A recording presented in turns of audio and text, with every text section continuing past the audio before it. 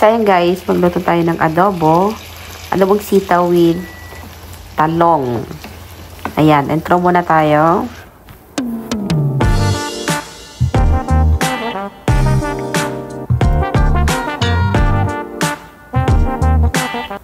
Ayan, first, prito muna natin yung talong.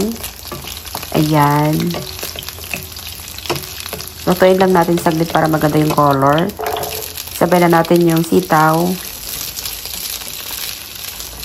Ayan. Para maganda yung color. Lagay muna natin sa plate. Ayan. Lagay na natin yung onion. Lagay na natin yung garlic. Halo-halo lang. Ayan. Simple lang magluto. Ganito lang ako magluto para simple-simple lang. Meron akong konting giniling. Ayan. Na-marinated ko siya ng cornstarch para mabilis siya maluto. Malambot na yan kung i-fry nyo siya ng kahit 1 minutes. Ayan. Okay na. Halo na natin yung vegetable. Ayan. Halo-halo natin yung sitaw at saka yung talong.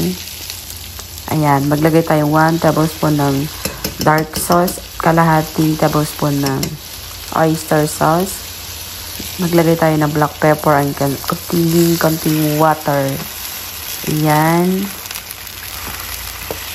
Halo-halo muna natin. So, naglagay ako ng all-in-one seasoning kasi wala akong magic sarap. Takpan muna natin. Ayan. Check na natin. O, ayan guys. Luto na. Ayan. Para perfect, lagyan natin ng suka. Ayan. 1 tablespoon yun. Then, mag-add tayo ng konting black pepper. Ayan guys. Okay na. Kain na tayo.